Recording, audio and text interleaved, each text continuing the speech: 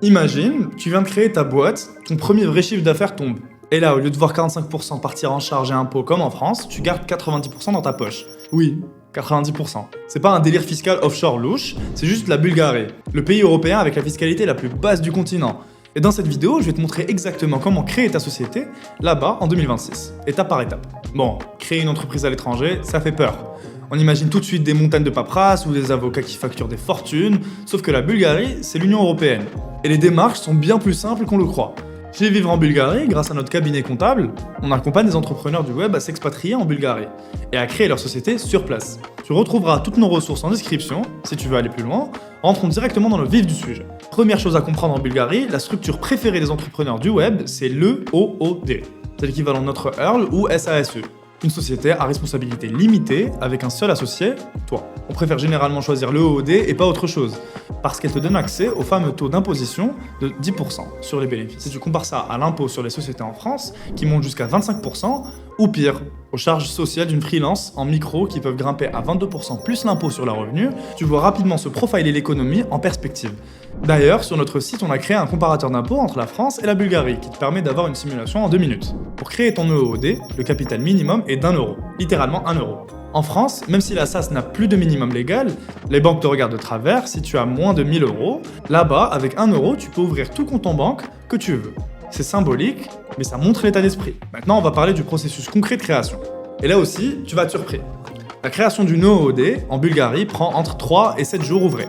Pas 3 mois, pas 6 semaines, 1 semaine ou maximum. Voilà comment ça se passe.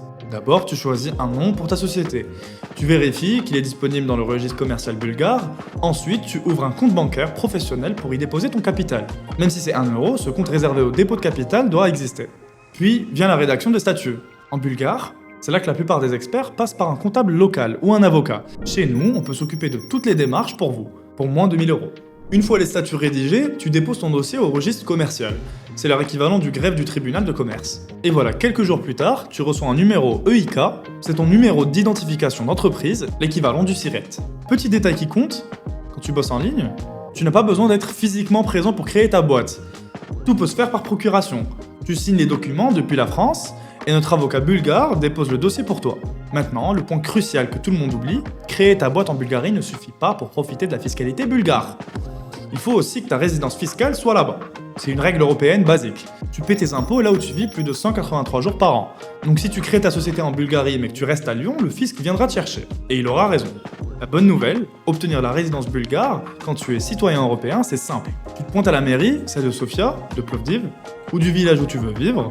Tu montes ton passeport, un justificatif de domicile, une preuve de revenu ou d'activité et tu repars avec ta carte de résident. Le délai, quelques semaines. Le coût est quasi nul. Juste des frais administratifs de quelques dizaines d'euros. Là où ça devient vraiment intéressant, c'est qu'une fois résident bulgare, tu accèdes aussi à leur système de santé, à leurs accords fiscaux avec les autres pays. Et tu évites la double imposition grâce aux conventions entre la France et la Bulgarie. Il faudra bien sûr te déclarer un salaire sur place et y passer vraiment 183 jours par an. Bon, parlons chiffres concrets, parce que c'est pour ça que tu es là.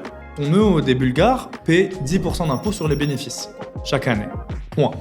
Pas de tranche, pas de calcul compliqué. 10%. Quand tu verses un salaire depuis ta société, tu paies en 30% de charges sociales et impôts combinés. Et ça donne accès à la sécu bulgare et ça valide des trimestres de retraite européens. D'ailleurs, ces charges sociales sont capées, donc tu paieras au maximum 615 € de charges sociales sur ton salaire, même si tu te verses 100 000 € par mois de salaire. L'autre option, te verser des dividendes. Ils sont taxés à 5%. 5% de flat tax sur les dividendes. En France, c'est 30% avec la flat tax. Ou pire, avec le même barème progressif. Du coup, la stratégie optimale, te verser un petit salaire pour avoir ta couverture sociale, et compléter avec des dividendes.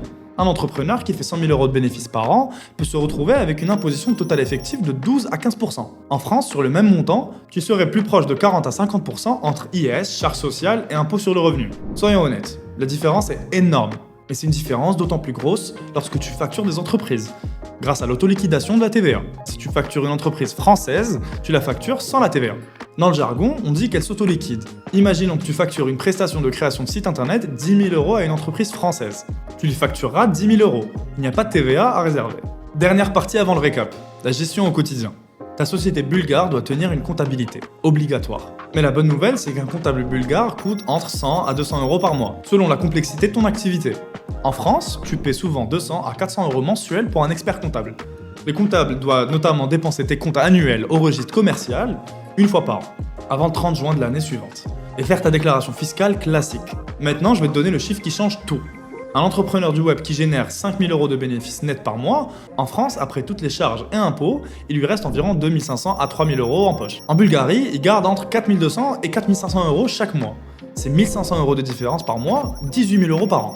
Ce que ça veut dire concrètement, c'est la différence entre galérer pour payer ton loyer parisien et vivre confortablement dans un appartement avec une vue sur les montagnes, c'est la liberté de prendre des risques sur de nouveaux projets sans flipper en regardant ton compte. C'est pouvoir investir dans ta boîte, embaucher ou simplement profiter de ta vie sans cette pression permanente du fisc. La Bulgarie, ce n'est pas juste une optimisation fiscale, c'est un choix de vie.